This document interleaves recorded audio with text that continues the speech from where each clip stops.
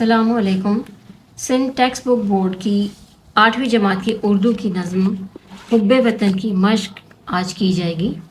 सवाल नंबर 2 है, हुब्बे वतन के मुताबिक दुरुस्त जुमलों की निशानदही दुरुस्त से कीजिए। अलिफ, हमारा वतन मुल्क खुदा दाद है। जी हाँ, ये बात दुरुस्त है। बे, हमारा वतन इस्लाम का किला है। जी हाँ, हमारा वतन इस्लाम का किला है। जीम, वतन की मिट्टी काबिल एहतराम है। जी हाँ, वतन की मिट्टी काबिल एहतराम ही होती है। दाल, हमें मिलकर कौम की भलाई के काम करने चाहिए। ये भी बात दुरुस्त है। इस सवाल नंबर 2 के अंदर तमाम ही जवाबात दुरुस्त पे आएंगे। अब सवाल नंबर 3 इसका देख लीजिएगा। हुब्बे वतन के मुताबिक मुनासिब अल्फाज से मिसरे मुकम्मल कीजिए। ये तमाम मिसरे आपको नज़्म को सामने रखते हुए मिसरे मुकम्मल करना है। अता है इनायत है अल्लाह की, ये दूसरा इसका शेर है नज़्म का। अता है इनायत, इनायत यहाँ पे मिसिंग है, इसको यहाँ पे मुकम्मल कर लीजिए इनायत लिखकर। इसके बाद दूसरा शेर है इसका, वतन के जियाले डैश बने, तो वतन के जियाले सिपाही बने, इसका सिपाही लिख दीजिए, शेर मुकम्मल हो जाएगा। जीम इसका है, ना हो हमको मेहनत मुशक्क़त से आर, मेहनत मुशक्क़त से आर, ये यहाँ पे लिखा हुआ है, आर आ जाएगा यहाँ पर, यानी हमें इससे शर्मिंदगी नहीं होनी चाहिए मेहनत मुशक्क़त करने से, मुल्क के लिए, अपनी ज़ात के लिए भी नहीं होनी चाहिए। दाल, उख़ुवत हो हम में डैश हो, क्या हो, मुसावात हो, ये आखिरी शेर से लिया गया है, यानी कि बराबरी हो, हम में आपस में भाईचारा भी होना चाहिए और बराबरी भी होनी चाहिए। उख़ुवत के मीन्स भाईचारा होता है। सवाल नंबर 4, इस नज़म के दीगर हम आवाज़ अल्फाज यानी काफ़िए लिखिए। इसकी मिसाल उन्होंने ख़ुद बता दी है, जैसे कि अलिफ पाक खाक, बे इनायत रहमत, जीम याद खुदा दाद। ये देखिएगा इस नज़म को सामने रखते हुए, पहला ही शेर है, ये रश के चमन अर्ज़ पाक वतन। अब यहाँ पे पाक और खाक मिलते जुलते लफ्ज़ हैं जो यहाँ पे दे दिए गए हैं। दूसरा शेर है, अता है इनायत है अल्लाह की, कि ये एक रहमत है अल्लाह की, यहाँ इनायत और रहमत आ गया।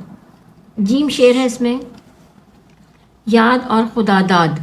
तीसरे शेर में से आ गया है, हमें कौल कायद का ये याद है कि ये मुल्क के खुदा दाद है।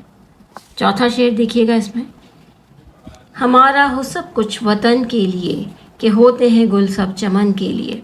तो इसमें आप तीसरा शेर जब लिखेंगे, चौथा शेर लिखेंगे, तो आप लिख दीजिएगा वतन और चमन,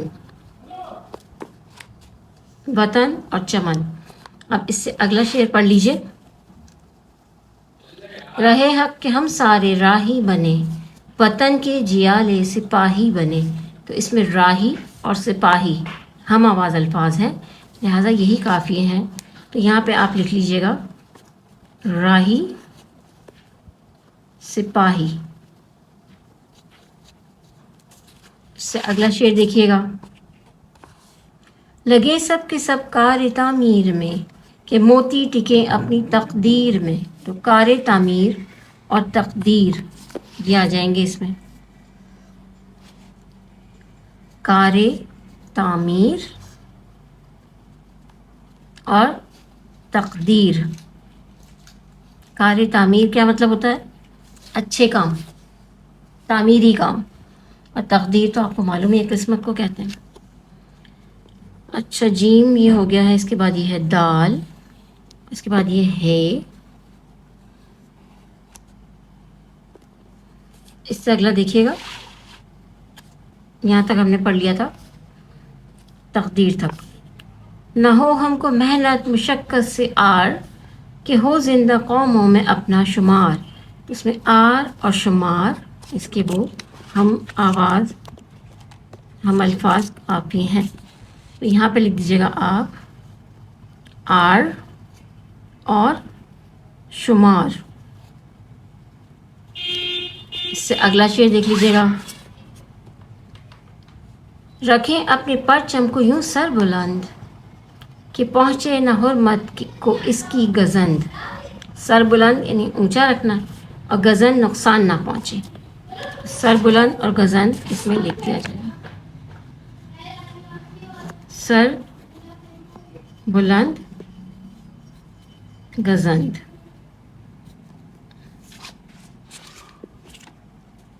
اخوت و آپس میں یوں استوار کہ ایک دوسرے پر کریں جانثار.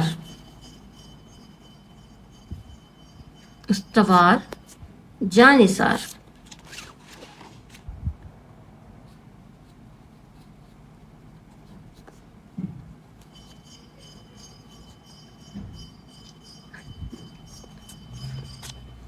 اس سے اگلا شعر دیکھیے گا. کرے کام وہ برملا قوم کا، نظر آئے جس میں بھلا قوم کا. برملا اور بھلا.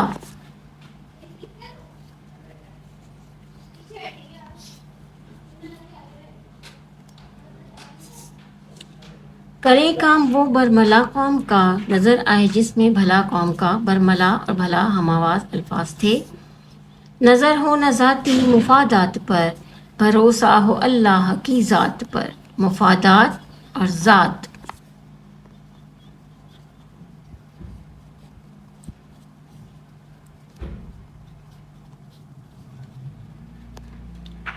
آخری شعر دیکھیے گا. اخوت و ہم میں مساوات ہو، تو دنیا میں پھر اپنی کیا بات ہو. مساوات اور بات. آئیے اب ہم اس نظم کا سوال نمبر 5 کر لیتے ہیں. سوال نمبر 5 ہے نظم حب وطن کے مطابق درست جواب کا انتخاب کیجیے. بچوں یہ کثیر الانتخابی سوال ہے. رشک چمن ہے. اب رشک چمن کیا ہے؟ یعنی باغ میں کس چیز کے اوپر فخر ہے؟ ارض پاک وطن، گلشن پاک وطن، شہر پاک وطن یا پرچم پاک وطن. تو اس کا درست جواب ہے ارض پاک وطن. بے اس کا سوال ہے. گل ہوتے ہیں. گل کس چیز کے لیے ہوتے ہیں؟ سب وطن کے لیے، سب گگن کے لیے، سب چمن کے لیے یا سب زمین کے لیے؟ کہ ہوتے ہیں گل سب چمن کے لیے. اگر آپ اس کو مصرے کو دہرائیں گے تو آپ کے ذہن میں فوری آ جائے گا کہ اس میں چمن کے لیے ہیں سارے گل. اس کا جیم جز ہے راہ حق کے. راہ حق لکھا ہوا ہے، ویسے اصل میں کتاب میں لکھا ہوا ہے رہ حق، کیونکہ جملے کے وزن کے مطابق، شعر کے وزن کے مطابق رہ حق پورا اترتا ہے. رہ حق کہ ہم سارے کیا بنے؟ ڈاکٹر بنے، استاد بنے، تاجر بنے یا سپاہی بنے. تو نظم کو دہرائیے، ذہن میں لے کر آئیے، اعادہ کیجیے اس کا، تو فوری آپ کو آئے گا. رہے حق کہ ہم سارے کیا بنے؟ راہی بنے. یہ ساری آپشنز اس میں غلط ہیں، یہاں پہ آپ راہی لکھ لیجئے گا. رہے حق کہ ہم سارے راہی بنے، وطن کے جیالے سپاہی بنے. رہے حق کہ ہم سارے راہی بنے، وطن کے جیالے سپاہی بنے. دال اس کا جز ہے ہماری نظر نہ ہو. کہاں نہ ہو ہماری نظر؟ ذاتی مفادات پہ نہ ہو، ذاتی مال پہ نہ ہو، ذاتی جائیداد پہ نہ ہو یا ذاتی فعل پہ نہ ہو. تو جب ہم نظم کو ردھم میں اپنے ذہن میں دہراتے ہیں تو پھر آ جاتا ہے ذہن. نظر ہماری نظر نہ ہو، اس طرح نہیں ہے، یہ شعر ہی الگ ہے. نظر ہو نہ ذاتی مفادات پر، یہ ذاتی مفادات پہ آ جائے گا. قوم کی بھلائی کے لیے کام کرنا چاہیے. کیا کام کرنا چاہیے ہمیں قوم کی بھلائی کے لیے؟ بے طرح، برحق، برملا، بے نظیر. میں برملا قوم کا کام کرنا چاہیے. اب اس مشق کا آخری سوال ہے بیٹا، سوال نمبر 6. اس نظم میں ہر شعر کی ردیف کے الفاظ ترتیب سے لکھیے.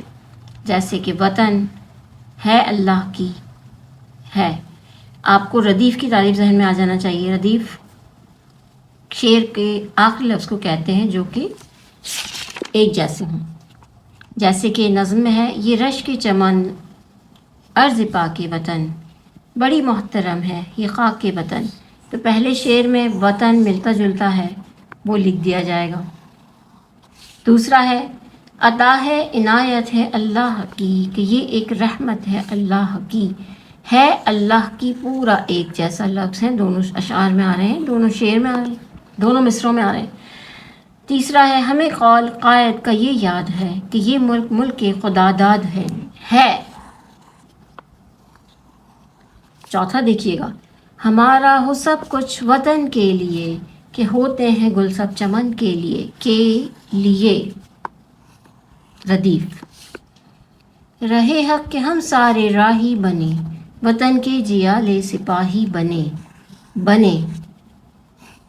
جو ردیف ہیں ان کو میں دائرہ بنا رہی ہوں. لگے سب کے سب کار تعمیر میں، کہ موتی ٹکے اپنی تقدیر میں.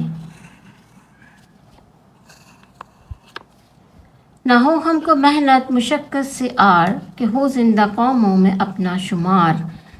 ان دونوں اشعار کے اندر، دونوں مصروں کے اندر ردیف تو نہیں آ رہے، صرف رے جو ہے وہ ان میں ملتا جلتا ہے. آر اور شمار یہ ہم معنی الفاظ، ہم آواز الفاظ ہیں، قافی ہیں، یہ ردیف نہیں ہے اس میں. رکھے اپنے پرچم کو یوں سر بلند، کہ پہنچے نہ حرمت کو اس کی گزند. یہاں پر بھی اس شعر کے اندر بھی کوئی ردیف نہیں ہے. اخوت ہو آپس میں یوں استوار، کہ ایک دوسرے پر کریں جانثار. اس شعر کے اندر بھی کوئی ردیف ملتا جلتا نہیں ہے. آ جائیے آگے بڑھتے ہیں. کرے کام وہ برملا قوم کا، نظر آئے جس میں بھلا قوم کا. تو اس میں کا ردیف ہے.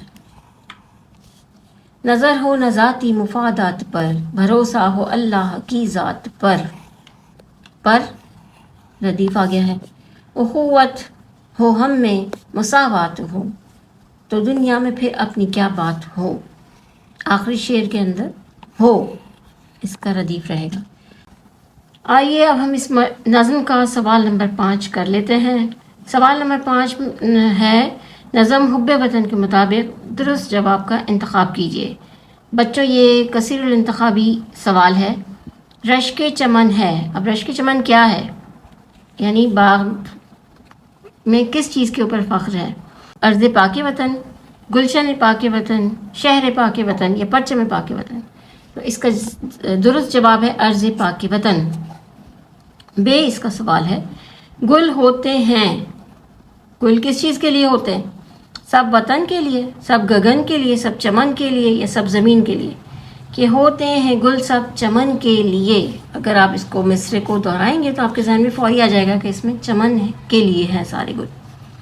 اس کا جیم جز ہے راہ حق کے، راہ حق لکھا ہوا ہے، ویسے اصل میں کتاب میں لکھا ہوا ہے رہ حق، کیونکہ جملے کے وزن کے مطابق، شعر کے وزن کے مطابق رہ حق پورا اترتا ہے. رہ حق کہ ہم سارے کیا بنے؟